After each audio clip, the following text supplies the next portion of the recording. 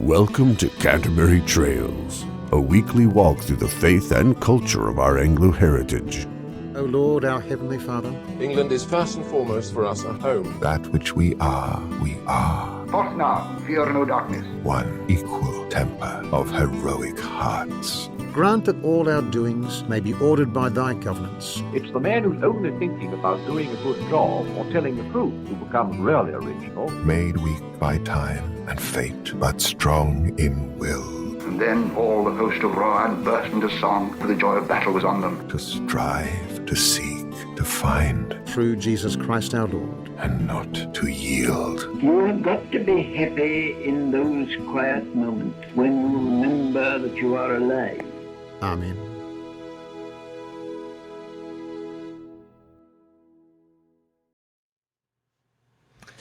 Hello everyone, welcome back to another episode of Canterbury Trails.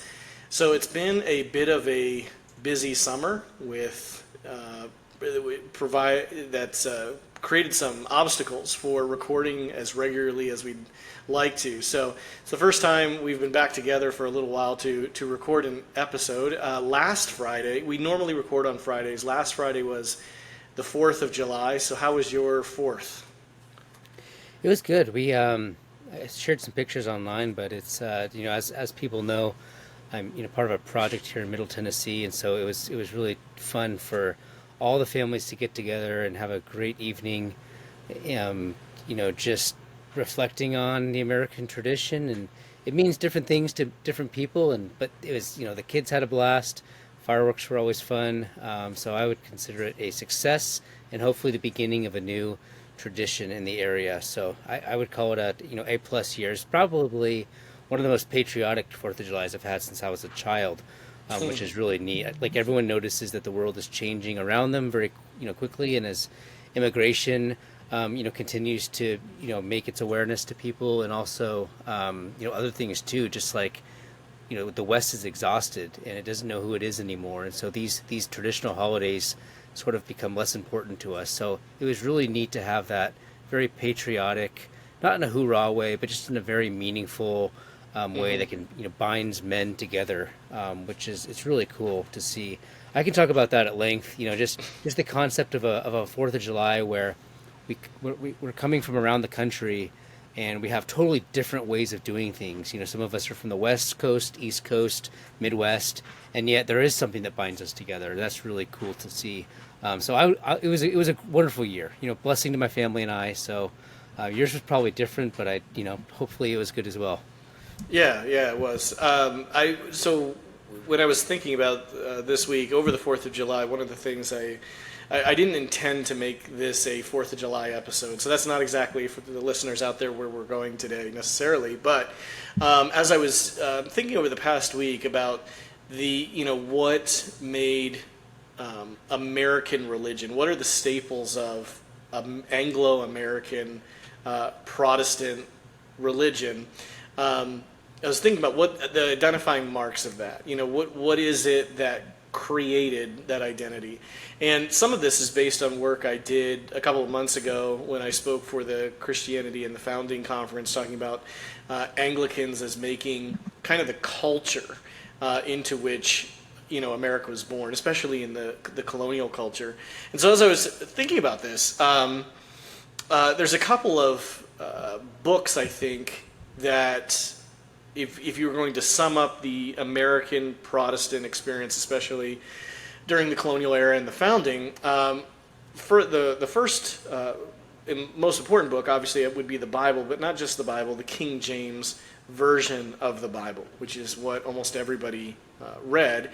And who's responsible largely for the King James version of the Bible? Well, that would be William Tyndale.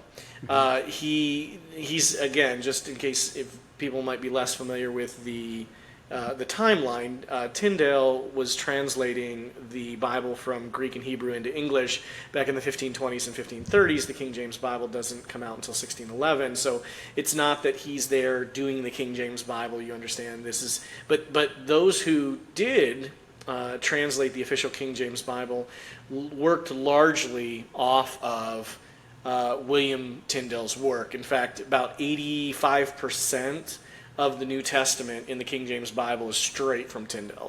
They copied from Tyndale. So anyway, I just want to make that connection. So William Tyndale, I was thinking in terms of how he indirectly impacted so much American Protestant identity, not only just providing a Bible in English, but the words and phrases that he chose in that Bible become words, phrases, and turns of phrase that have been adopted into our language that kind of have helped make us a people. They've taken on meanings of their own, I think, in our culture. So there's Tyndale's influence. There's the King James Version Bible. Then there's what else helped to make somebody like William Tyndale really famous is John Fox's Acts and Monuments. So during the colonial era, that was also a very popular book. Lots of families, many families in America had that book on their shelves, and we're very familiar with the stories of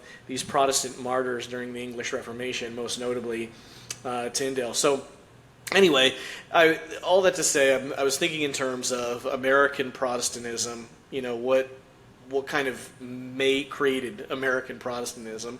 And I think William Tyndale is really at the center of that. And you can hardly talk much about William Tyndale without talking a little bit about Thomas More. So that's what I want to do today, talk mostly about Tyndale and his contributions and his thought, and also touch on Thomas More a little bit, who was Tyndale's rival in the Catholic Church.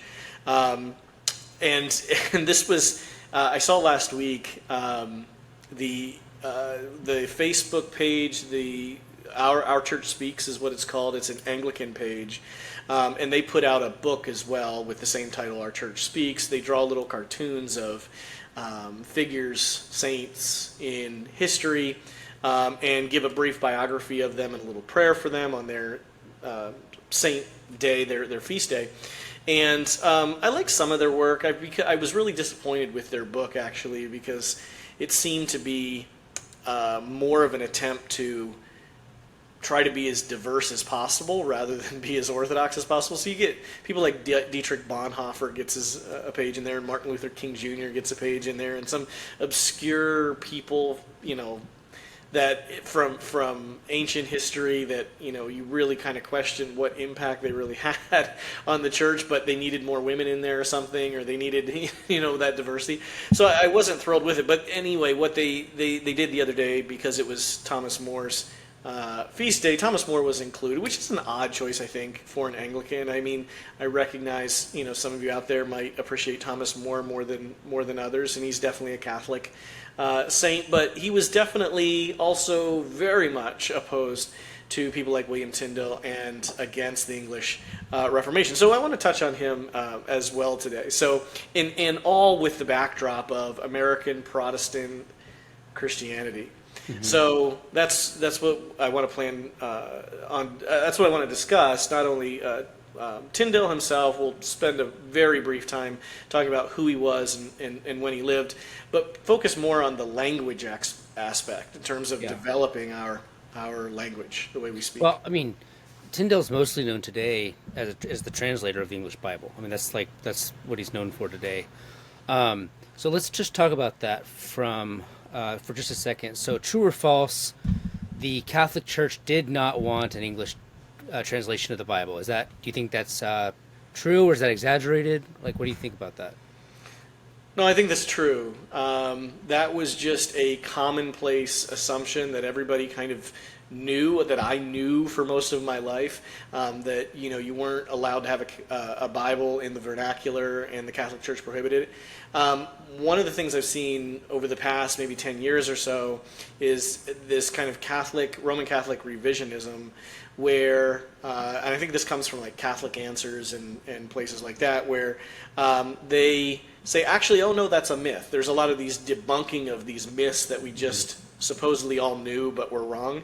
And they say, no, that's not true. The Catholic Church had vernacular Bibles before. There was no, one, uniform principle, coming directly from the Pope or something that said that you absolutely cannot have a vernacular Bible. And while that's technically true, the reality is that there were lots of other prohibitions on having a vernacular Bible. All throughout the 1300s and 1400s, they start showing up more and more, where the Council of Toulouse is one of them, I believe, as well as there was a prohibition in Spain under Ferdinand and Isabella. There were many prohibitions in the late Middle Ages against having a vernacular Bible, and you absolutely would go to jail or be killed as a heretic if you were trying to translate into the vernacular. So, and certainly the case is, if you narrow it down to William Tyndale, it certainly was the case that it was illegal to have an English Bible in the vernacular. The English did not have one. So, and when Tyndale started feeling very passionately about having a Bible in the English language, he went to the Bishop of Durham. His name was Cuthbert Tunstall, and tried to get approval of the church for a translation. He was denied it. So it was the idea, this is the other thing you might hear in Catholic circles, and that is, well, there was no opposition to a vernacular Bible. It was just the way Tyndale was translating things. It was Tyndale's theology. It was his heresy that he was imposing on the Bible, not the translation itself. Well, long before Tyndale was writing any theology, he was most passionate as a linguist about translating. And so he went through Tunstall trying to get approval, and he was denied. And so he ends up leaving England in 1524. So, maybe we're getting the cart before the horse here, but Tyndale was born 1494. So by 1524, he's about 30 years old. He was a very good, classically educated student who specialized in linguistics.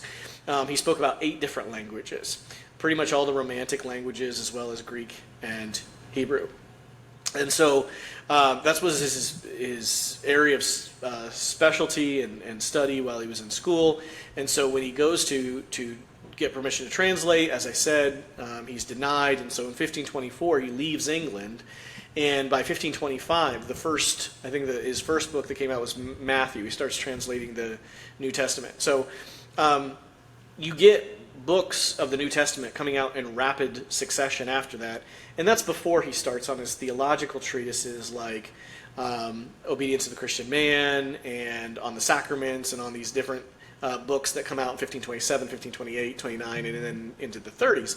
So the idea that, well, he was a heretic, that's why, it doesn't match the timeline. The issue was, over time, he's going to be identified as a heretic, and there's going to be even more opposition to him translating, for sure.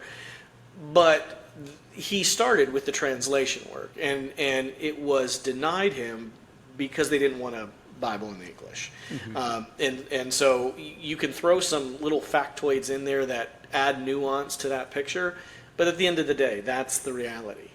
Mm-hmm. Was he just like a clergyman, or was he like an academic? What?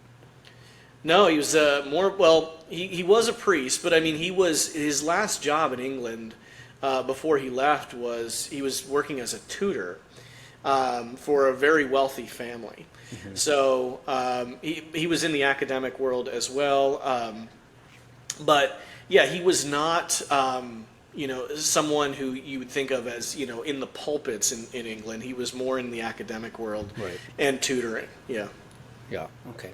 All right. So let's focus in on some of the points you wanted to bring up today. I mean, I think the most important one was obviously language and how language plays a role. I don't know if you want to end with that or if you want to start with that, since that's a core one. No, I think we can go right there. This is before Shakespeare. People know of Shakespeare as the great contributor to the English language. Yeah. But Tyndale was actually a trailblazer. Yep. In an earlier era. Yeah.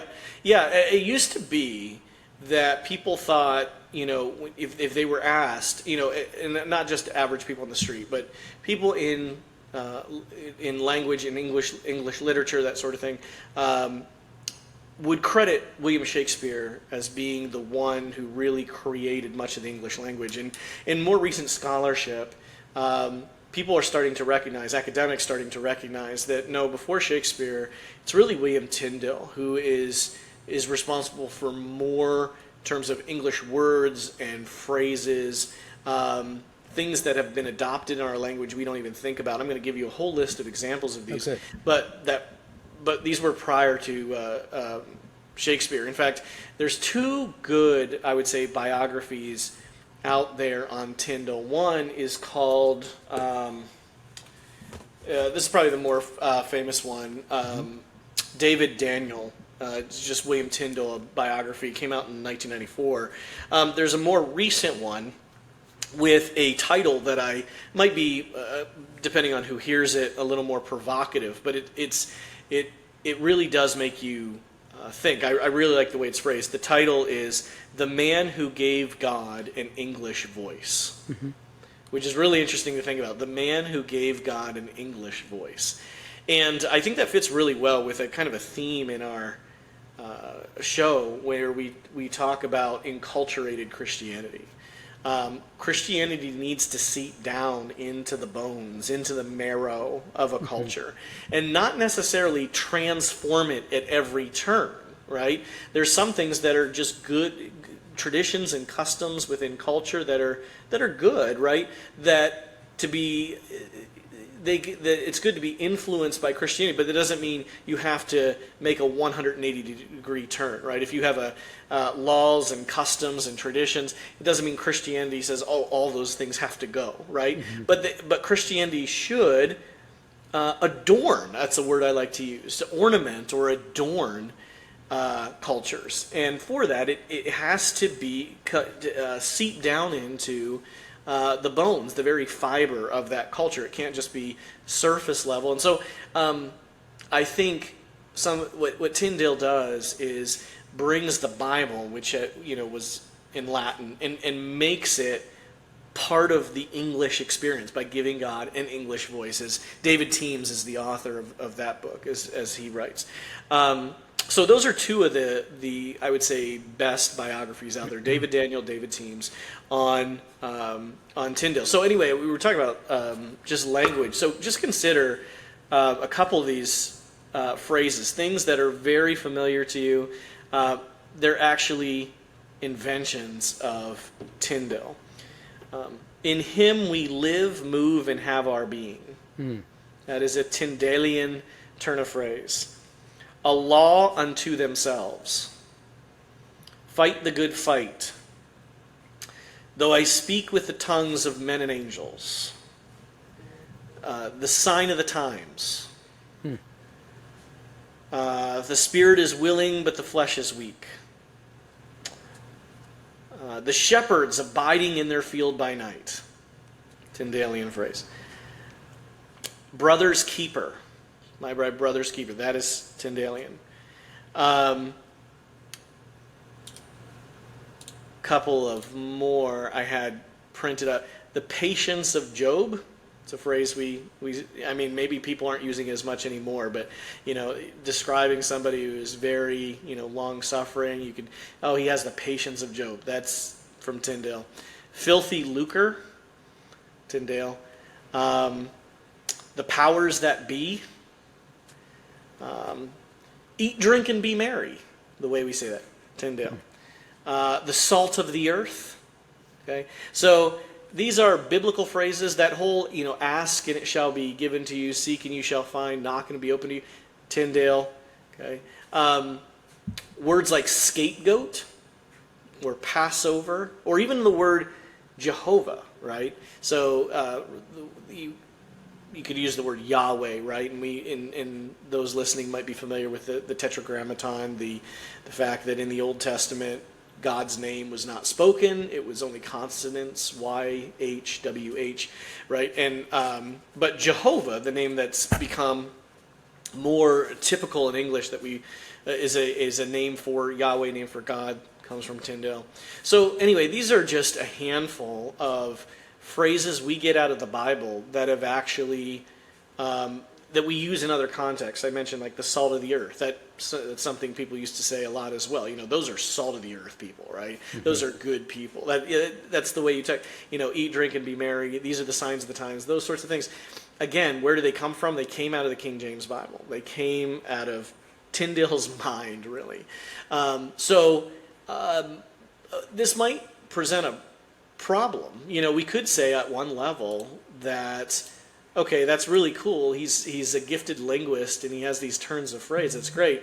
But you're supposed to be translating God's word, not making up cool little turns of phrase. So perhaps an objection might be, is he authorized to do this? Like, is this an accurate translation or not? Which is another topic we can delve into. But any thoughts on just in terms of language and how these phrases come into our consciousness and kind of shape how we think? Yeah, I mean, I would say there's a book I was reading. We'll have to talk about this book later. But this book was describing the fact that, in light of the fact that men aren't robots and they don't just, receive data and then, learn it like that, but actually we interact with the Bible and language is a facilitator of that interaction. We participate. And so I think that part of what it means to really digest the meaning of something requires us to have a beautiful connection with it.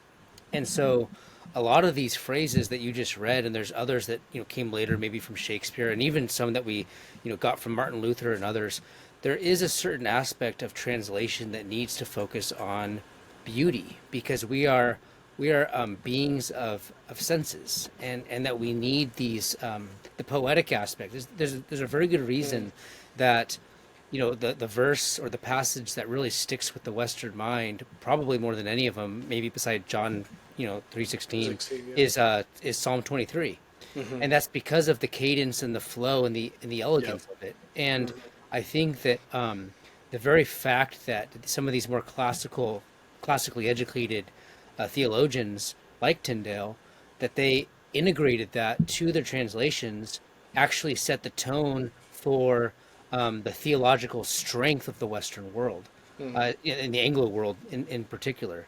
And so, when it comes to questions about whether or not that's appropriate for him to do so, I think that is the way that God moves nations and peoples, is through the use of language and beauty and poetics and all of those things. One word that you didn't mention was, and I read this, years ago, is that atonement was a major theological concept that he had contributed. And we just take that for granted now. The atonement is a really key aspect of the gospel and our theological narrative, our theological story. But that word it wasn't just sitting there waiting for someone to translate it from Greek. It actually took an imaginative mind to connect that word, maybe even to invent that word, to the biblical narrative. And so these creative acts that we have received and we take for granted are actually the product of genius. And so it's not just this translation is not just this robotic mathematics experiment. It's actually a creative act. And I think that's one of the things that Tyndale teaches us, and then one of the things that we can glean from his efforts. Yeah, I think it's also interesting that sometimes we divorce thinking from doing, or the life of the mind from the life of the body. And the reality is that our language, the language one uses, frames how you think about a topic.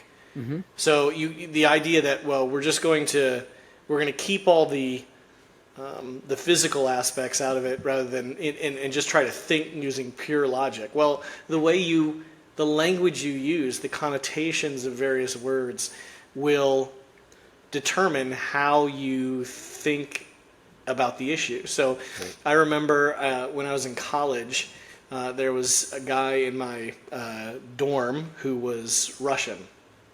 And I'll never forget, one day somebody asked him, do you think, so I'll say this, that he was Russian, but spoke fluent English and fluent Russian. And so he'd always talk to us in English, but as soon as he got on the phone, he was speaking in Russian. And so he got off the phone one day after speaking in Russian, and somebody asked him, do you think in English or Russian? And everybody just kind of laughed at it for a second, to think about it, and then paused and be like, And then we were all like, well, that's actually a really good question. Do you think in Russian or do you think in English? Because we actually do have to think about sentence structure, the kinds of words we use. There's not always a one-for-one parallel in words, so our word choices are important. So, and you have these phrases within language that don't necessarily mean what the words say, right? So these turns of phrase that if you were etymologically to break down each of the words in the phrase, you'd say, what is that? They are, and even the Bible has these little puns in the language, especially in the Hebrew, that unless you understand the language inside and out, can step into that kind of culture, you don't understand the little bit of a riddle maybe, or the punchline that's being inserted into the story. You don't catch it in English, right? Yeah. So it's because we think our languages are not just the product of our thoughts. We don't just have thoughts and then communicate them. The language itself shapes how we think. Yeah. So connotations of words, I would say, are just as important as the detonations of words. On one level, yeah, if you want to interpret something, you want to look at the words and break down the meaning and the parts of what's the root word and all of these things. What does it mean? But it would be a mistake to try to interpret the Bible or any other book simply by the etymology of words. We use all kinds of words that do not, and we use them differently than what etymologically they would be. Well,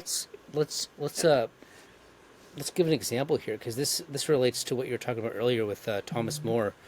You know, like, so Tyndale, when he was choosing to translate the word ecclesia, right, in making that conscious decision, which Thomas More did not like his conclusion there, but Tyndale was theologizing when he was making these decisions. He was actually making a theological claim when he was choosing the word. So like let's get into that a little bit. Like what was going on with that word ecclesia? Maybe this provides an example of the role of language in structuring our theology. Yeah, and so I'll go right there with ecclesia, but if I could give even just more common examples, if I mention sleigh bells ring, okay, where does your mind go immediately? You there's an image that came to your mind. It takes you to Christmas spirit, right? Carols, sleigh bells, and on a sleigh ride in the snow, something like that. So because of the fact that in our history we lived in a cold climate where there was snow and you rode sleighs back. And even though we didn't experience that, we've seen the pictures, we've heard the songs. And that's where our mind goes, right? So if you have, if you're in Saudi Arabia and you hear sleigh bells ring, that image that comes to mind is going to be completely different. You're not thinking Christmas. You're not thinking... And it's not because you live in the desert. It's because you didn't have this inherited memory, that came to you from your childhood. Right. I mean, part of it is, you living in the desert, I think, would be part of it, but also, yes, you don't have that, exactly to your point. I mean, you don't have the inherited memory either. Like a kid who grew up in Arizona would probably have more similar images that we have, Right. But I would say if your culture, the kid in Arizona would get it because they're tied to a culture that lived in the north, right? Yes, not because, exactly. So So anyway, that's an example of the word sleigh bells ring doesn't mean, and just on the surface of it, may mean one thing, but it brings in a whole lot of images and memory that are tied to a particular culture. They have a special meaning within our culture that it may not in another. So, lilies of the field is another one that appears, and that's a Tyndalian phrase as well. So again, if you live, in the Middle East or Africa, you may have never seen a lily in the field. You don't know what that means. Whereas, in the West, in England and America, right, you can imagine hills and valleys and knolls with grass and lilies, right? There's something that comes to mind. And then so when that's used in Scripture, right, lilies of the field, if God takes care of the lilies of the field, you've got an image that comes to mind that you connect with, right? In a way that if you named a plant in the Middle East, it wouldn't connect with the English reader as well, right? Like, what's that? I don't even know what that looks like, right? So God takes care. I guess this means God takes care of everything, and if He takes care of this random plant in the Middle East I've never seen before, then that means He'll take care of me, as opposed to having an image to go with that. So the connotations there, the cultural connotations, very important. So in the example you gave of a term like ecclesia, so ecclesia is the Greek word from which we get our word church or assembly or congregation. And really the best word, the closest parallel would be something like an assembly. And ecclesia, like I said, it's a Greek word but it's pre-Christian. They didn't come up with this Greek Christian word called ecclesia. Ecclesia goes way back to speak of the Greeks in Athens or in the city-state, where you had a pure democracy. All the men of the city were expected to congregate and participate in the political affairs of the city. You're supposed to be educated for that reason. Anybody should be able to serve as a leader of the city-state. They had short terms, and it was expected, and it wasn't just a political class. Anybody should be capable. Any man should be capable of being elected to serve the city if called upon. So politics being in the polis, a city-state that's rather small. It's a pure democracy. Everybody is supposed to go to the ecclesia and participate, to be a part of the ecclesia and participate. And so that word is used for church, okay? The ecclesia, the gathering, the assembly, the congregation. So Thomas More, who was very opposed to William Tyndale, did not like him at all, was critical of various word choices that Tyndale made in his English translation, and he feared that if this was one of the fears of the church, is that if you let people translate into the vernacular, they'll get it wrong. They'll corrupt the language. They'll import heretical concepts into the Bible through their word choices. So we can't trust people with doing that. And so More writes this long critique of Tyndale's translations, and there's several words he objects to, one of them being ecclesia, one of them being ecclesia being translated as congregation. And so Tyndale writes a response to More's objection, and he says, I chose congregation because that is really the spirit, if I'm putting words in Tyndale's mouth here, but that's the spirit of the word ecclesia. That when people in the Middle Ages, especially in the late Middle Ages, hear the word church, they are thinking of the church hierarchy. They are thinking of the clerics, the church bureaucracy, canon law, the church, the cathedral, the higher-ups. Those people over there are the church. As opposed to a word like congregation, again, that go back to ancient Greece, everybody's involved. Congregation connotes the idea of participation of everybody in a large group. So you are in the congregation, you are in the assembly, you are of the ecclesia of God. The church is not the building, not the hierarchy, not the clergy over there. It includes those things, but it is not just those things. So there's an example of Tyndale saying, okay, etymologically, it's not about getting the perfect word etymologically, but also getting the spirit, that conveys what this word is in the Greek. Because ecclesia in the Greek did not mean the same thing as the church hierarchy of the late Middle Ages. And so congregation actually was a better word, and he is actually being faithful to what an ecclesia was in Greece. So there's several more examples like that. For example, there's the word love. actually, and I'm going to pull this one out of, there's a nice little summary of some of this. You can get it in the Works of Tyndale. I have the Works of Tyndale where it's his reply to Thomas More's dialogue. But you can get, there's a smaller version of this, which is has just excerpted some of that, which is nice for easy reference. So, the other one, elder versus priest.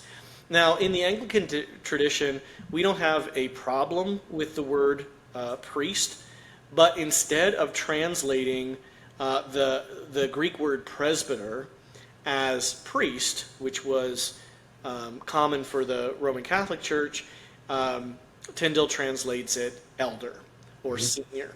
So, and he does that, and I think with good reason, because even though I'm okay as an Anglican with the word priest, it did need to be emphasized in what way is a priest in the church different than an Old Testament priest. And so Tyndale is trying to get away from the idea that the priest there is someone who goes to God on your behalf, that you don't have the direct access to God. It's you go to the priest because God's too far above you. And so he translates the word presbyter or senior as elder. So again, to get away from, again, connotation playing a role there as much as detonation. So love is another one. So love as opposed to charity. And Tyndale writes this: he rebuketh me also that I translate this Greek word agape into love and not rather into charity, so holy and so known a term. Verily, charity is no known English in that sense which agape requireth. So the English people aren't connecting with charity to really grasp agape the way they would love. He says, for when we say, give your alms in the worship of God and sweet saint charity, and when the Father teacheth his Son to say, blessing, Father, for saint charity, what mean they? In good faith they wot not. Moreover, when we say, God help you, I have done my charity for this day, do we not take it for alms? And man is ever chiding and out of charity. That's another quote. And I beshrew him, saving my charity. There we take it for patience. And when I say a charitable man, it is taken for merciful. And though mercifulness be a good love, or rather spring of a good love, yet is not every good love mercifulness. As when a woman loveth her husband godly, or a man his wife or his friend, that is in none adversity, it is not always mercifulness. Also we say not, this man hath a great charity to God, but a great love, wherefore I must use the term love in spite of mine heart oftentimes. As he goes on there and talks, what he's getting at is that charity had a couple of different meanings, like my charity for the day. I gave my donation. I gave my alms. I did my charity piece. Or this idea of mercy, like I'm a charitable person because you owe me a payment on a loan, but I'm charitable. So even though you didn't come up with the money today, I didn't have you thrown in jail. So there's my charity. I'm merciful. As opposed to the idea of love, like if you tell your wife, I love you, or I'm in love with this person, I love my children. It's not this, I did my service for my children today. I was merciful to my children today. I did my alms giving for the day. And so he says charity is unfamiliar, and it doesn't quite grasp the way it was being used then, doesn't quite get at agape love, which is I'm enthralled with you.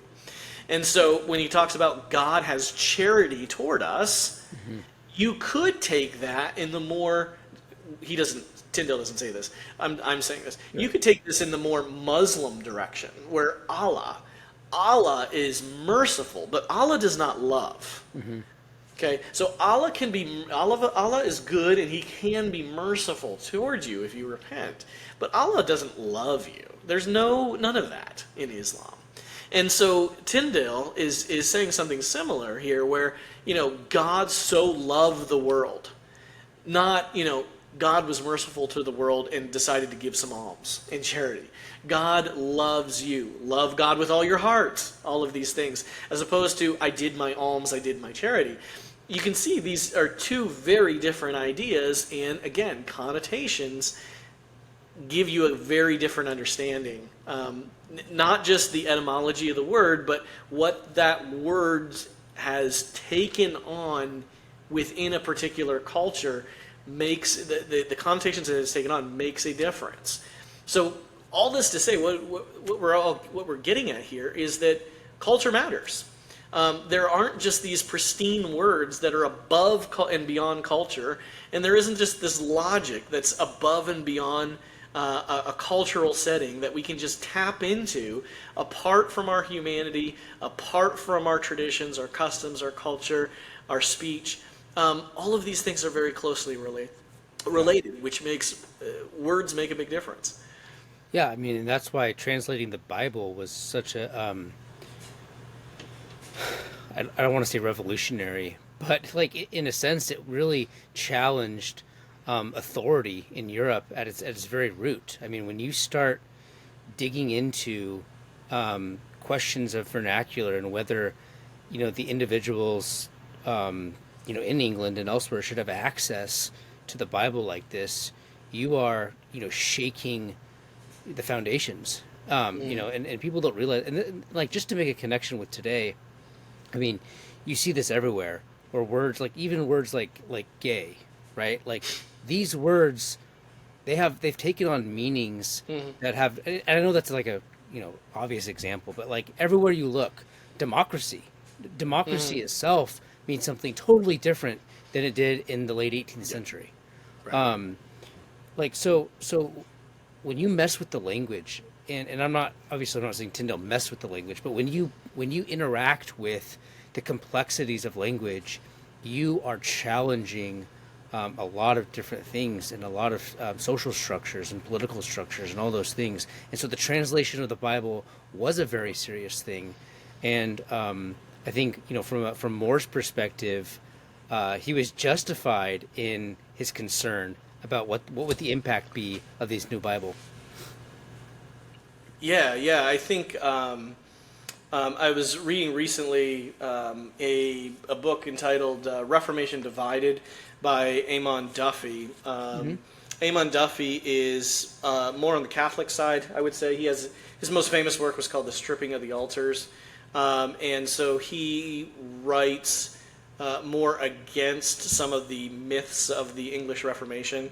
And in his book, Reformation Divided, he spends the whole first section talking about Thomas More and trying to defend More, because even though I'm personally not a big fan of Thomas More, he has taken a beating a bit in modern life.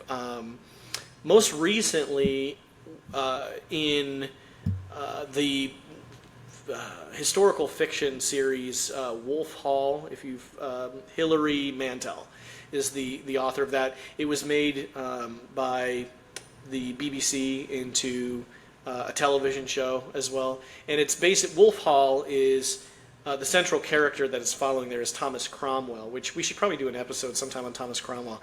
He's not a saint by any means, but he's a fascinating character. So anyway, Wolf Hall is a historical fiction series on Thomas Cromwell, and Hilary Mantel, I think, is very much writing from a secularist perspective, trying to make Thomas Cromwell very anti-religious, anti-traditional.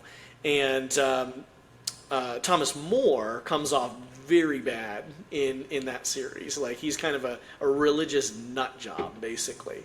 And if you look at some of the different television shows and movies that have come out about the English Reformations, particularly Henry VIII and the Wives, Thomas More, does not necessarily come out great in those depictions. And so it has been a bit of a problem, I would say, among more secularist type people to characterize More as just a raving lunatic, which is not fair.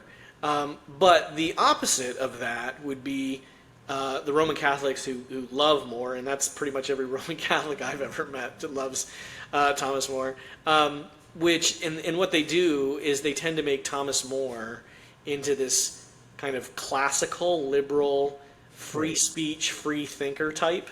And that comes, I think, from the classic movie A Man for All Seasons on Thomas More. He gives a speech before Henry VIII, at his trial, talking about freedom of conscience and truth and objective truth and absolutes and all of that. And he strikes a lot of people in that as this kind of classical liberal free mind, which he was not. That's an equally false depiction of Thomas More. Thomas More did hated the reformers. Maybe that's too strong a word. Probably to him, he thought he was saving them in a way by getting them to recant and then burning them. But he absolutely approved of wiping them out. And he believed, going back to your point here, that this really was dangerous. He feared another peasants' revolt, which is what happened in Germany in 1525, where the peasants all rose up against the nobility and the king and the Holy Roman Empire, and 100,000 peasants died. The country was torn apart. The empire was torn apart. It wasn't a country in Germany then. And so More believed that you had to crush these people by any means necessary in order to preserve the order of society. And so, yeah, he was ruthless. He could be brutal. He could be quite harsh. And so he was not at all, some classical liberal freethinker, standing on principles of conscience or anything like that. But yeah, he recognized how dangerous and how revolutionary, to use that word, this could be. And I would say this is an area, I'm not trying to be too hard on More for this, because I think Protestants felt the same way in many regards. So when you look at, John Calvin or Martin Luther, Martin Luther wanted to crush the rebellion in Germany just as harshly as Thomas More would have. He wrote that tract about, it's the Christian duty to take up your sword. He was like, this is like going on a crusade, he said. That's how he described it. You defend the prince and crush these peasants. In terms of, dealing with heretics like the Anabaptists, give them their second baptism, put them in a sack, tie it up, throw them in the river, right? So why did they do this? Because they were uncharacteristically cruel men? No, they feared that this could lead to the breakdown of society. So when you understand it that way... They were right. They were right, yeah. I agree. Yeah. Yeah, and I mean, what More is wrong... My criticism of More is not that he's wrong about the potential dangers. It's that he's, I think, just his theology is wrong. So his political theory, not necessarily. Well, if I recall, even William Tyndale, who had some Lutheran proclivities, he was very much against the peasant revolt and the Anabaptists, the more radical Reformation. In fact, we could probably use this to transition. He was very much the supremacy of the state, the monarch over the church, an absolutist, too. So, Tyndale himself actually was sort of a proto, Elizabethan type. Where the state is the monarch is the sovereign, and the church exists within his order. I mean, that was Tyndale. I mean, that's a classic English belief that goes back to King Alfred. So that's a well-founded belief. But which is interesting. I'd actually like to connect that to our conversation today, because a lot of Protestants obviously look up to Tyndale for giving them the English Bible, but he very much would have had a problem with a lot of the political views of present-day evangelicals. Oh yeah. So pop culture, I shouldn't even say it.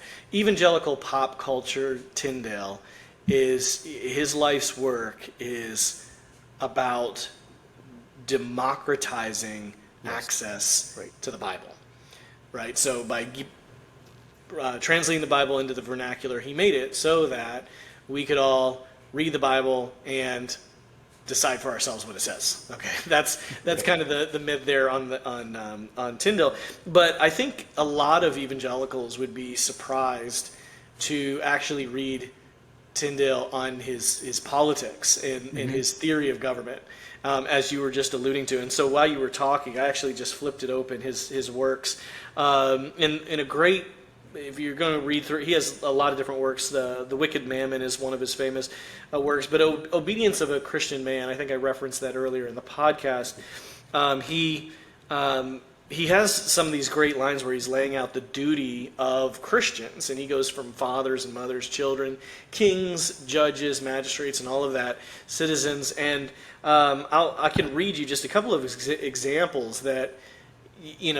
Maybe some people are like, oh, I thought I liked Tyndale, but maybe I don't like him anymore. He is hardly a modern Democrat, so to speak. So he says this, for he, and he's talking about the magistrate, he is the minister of God for thy wealth. And here he's referring to, Romans 13. To defend thee from 1,000 inconveniences, from thieves, murderers, and them that would defile thy wife, thy daughter, and and take from thee all that thou hast, yea, life and all, if thou didst resist. Furthermore, this is the money quote, though he be the greatest tyrant in the world, yet is he unto thee a great benefit of God, and a thing wherefore thou oughtest to thank God highly. Mm-hmm. So this is, now I started off the podcast talking about American influence of Tyndale, and that's true. But you don't see the American founders in this. They didn't adopt his theory. They were more Lockean. But he talks about the king being soft and effeminate. He says, it's better to pay the 10th than to lose all. It's better to suffer one tyrant than many, and to suffer wrong of one than every man.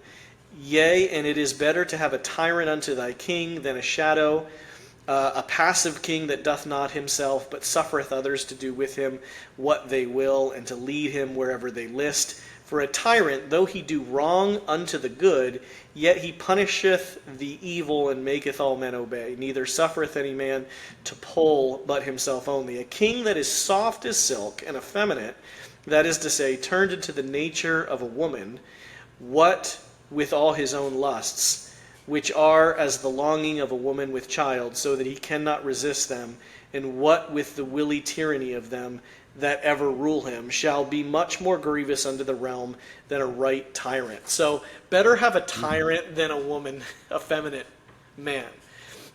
Somebody who's in control. He might be tough, he might be harsh, but better that than someone who's effeminate, controlled by their own lusts, and ruled by other people. Better to suffer one tyrant than anarchy, basically. Yeah. So anyway, yeah, and he sounds, in other places, sounds like he and Thomas Hobbes would get along. He says, hereby seest thou that the king is in this world without law, and may at his lust do right or wrong, and shall give accounts but to God only. Mm-hmm. So the idea is not that the king is right in whatever he does, but the king gives account to God, not to you. Right. So the king, if the king rules poorly, he will have to give an account for that. But the king's ruling poorly or being a tyrant does not justify throwing him off because he's kind of above the law in a way. And that would be shocking to us. Most of us probably aren't familiar with that side of Tyndale. Now that said, Tyndale was very critical of Henry VIII. Mm-hmm. So it's not like he is here propping up Henry VIII. He was critical of Henry VIII's divorce. He did not support it. So he was just as critical as Thomas More and the Catholics on that. And he did not compromise that. In fact, when Tyndale started writing this stuff, like in The Obedience of the Christian Man, he's abroad. He's in Germany, basically. He's the Holy Roman Empire. When he's writing this stuff, and this stuff is being smuggled back into England, and it's illegal for people to have it. But then Henry VIII starts getting his hands on it through people in Anne Boleyn's family and people who were sympathetic to the Protestant cause. They were like, hey, read this. I think you'll like it. And he did like it. So he was like, I got to give this guy a second look. And he tries to invite Tyndale back into England. He's like, I want you back. You can come work for me. And Tyndale says no, because Tyndale did not want to get wrapped up in Henry's political agenda and be his mouthpiece. Yeah. So I know it's hard for us to think in these categories, but he has a very, very high view of the monarch. Yeah. But at the same, it's not that he is a pushover or just a sycophant, for the powers that be. He refused to work for Henry, was very critical of Henry. We didn't want to be co-opted, but yet could speak in these terms, which I think is hard for us to wrap our brains around. He's not a democratic libertarian type. No, he's not. But he's also not like a theonomic type either. No. He very much anticipates. He was very much in the milieu of the classical two regiments model. Mm-hmm. Of the temporal issues that the state was focused on, and the church represented. The church had these obligations to preach the word and administer the sacraments, and so he didn't have this modern 2K view. He definitely didn't have a theonomic view. He definitely had this proto, Hooker view of the relationship between state and church, and he actually did believe in the supremacy of the monarch in terms of the church. Now, it doesn't mean for him that the monarch is exempt from natural law or anything like that. And obviously, like you just suggested on divorce, he was very critical of the king.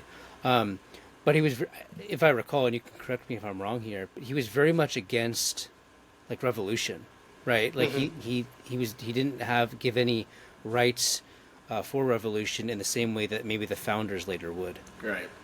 No, absolutely not. So, on this point, I would say that he and More actually have more in common than you would mm-hmm. think. Both of them feared the breakdown of society, even though he is engaging in this work that More believes is going to break down society through translating the Bible without the Catholic Church looking over your shoulder and approving every word that you write. Yeah, and to your point, the difference in the temporal and eternal kingdoms. My favorite Tyndale quote also comes from Obedience of the Christian Man, where he talks about it's too much responsibility for any man to be concerned with both kingdoms. Mm-hmm. So if you are a priest, if you are a pastor, you're a minister, you really shouldn't be in politics, and vice versa is also true. If you are in the government, if you are the magistrate, you shouldn't be in the business of administering the sacraments or preaching. Not because he is a 2K, like you briefly referenced, not because he's a modern 2K guy that says we need to keep these things completely divorced from each other, but because he believes that both of these roles are extremely important, extremely serious, and there's a conflict of interest there that you can't do both well. So right. He was responding to a Catholic Church where the Pope saw himself as the King of Kings. Mm-hmm. That the kings ruled in their regions, their realms, their countries at the behest of the Pope. They get their authority from the Pope. And so the Pope becomes a political figure rather than the vicar of Christ that he claimed to be. He's the ruler of rulers. And he should be more like Christ in offering mercy and grace, preaching the gospel, that sort of thing. So he says, if you're going into church and you're not hearing the gospel preached, it's all law, and you're having the keys of the kingdom held over your head because you didn't say enough Hail Marys, or you didn't do this thing exactly right, or that thing, or you didn't observe this fast.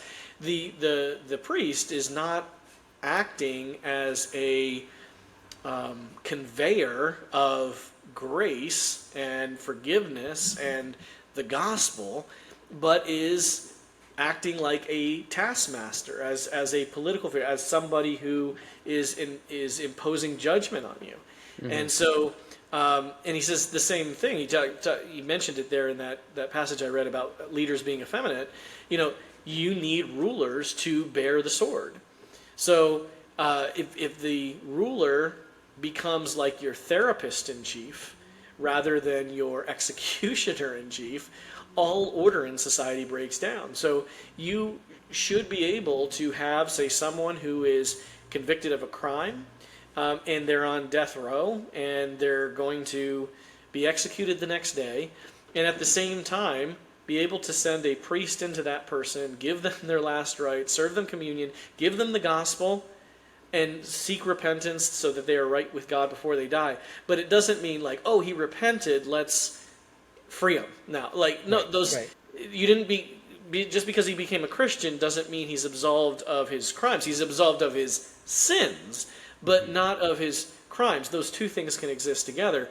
And if you have both priest and executioner in the same role, you can't do the job well, either one of them well.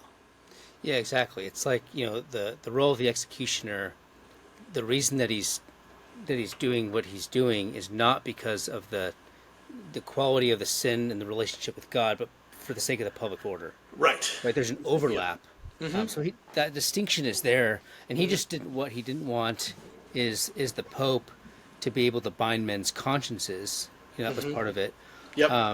But he had a very specific relegated role. In fact, I would say that he relegated like spiritual authority in a very strong way compared to a much more what's the word, like a liberal, or like a the king as the head magistrate basically had a lot of leeway to act because he was looking after the realm and not just the individual soul. Right. Yes. And you mentioned there the civil realm, the I forget what you just said about it was a few moments ago that just because your sins are forgiven does not mean your civil the civil consequences of your action. That what you said implies that there is a civil order, there is a social order, right? And I think there are implications for that. So it's today, like, when you have people in the church who kind of have an ecclesiology or a theory of politics that assumes that the civil and natural order is going to be overcome by the spiritual order gradually, and that the civil order, if it exists at all, is to be subsumed under the spiritual order. And I think that is a mistaken understanding of the two kingdoms, that the civil order is not there just to be engulfed or subsumed under the church, but the church is to continue to exist perpetually throughout history alongside the civil order. And those kingdoms have two different ends temporally. You want them to be arranged toward their proper heavenly end, right? The ultimate end.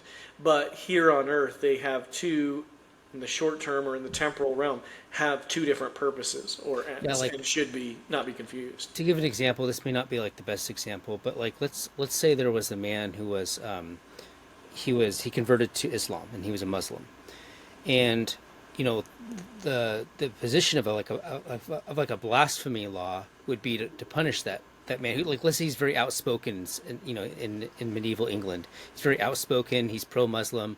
Well, the reason that he would be punished is not because he is not swearing allegiance to God and therefore his soul is going to be damned. It's actually because he's going to inspire others to challenge the metaphysical foundation of the Commonwealth. Right. And so it's not because this individual is not a Christian and therefore he's going to hell. From their perspective, God will take care of that on his own terms. Yep. But that's right. The more this spreads out into society, and like, let's say there's other converts, well, now you're challenging the authority of the king itself and the church itself. And the church itself is no longer a sacred institution, but is rather just a voluntary one. Right. And suddenly you're undermining all of society. But it's not because the individual is going to hell or anything like that. Right.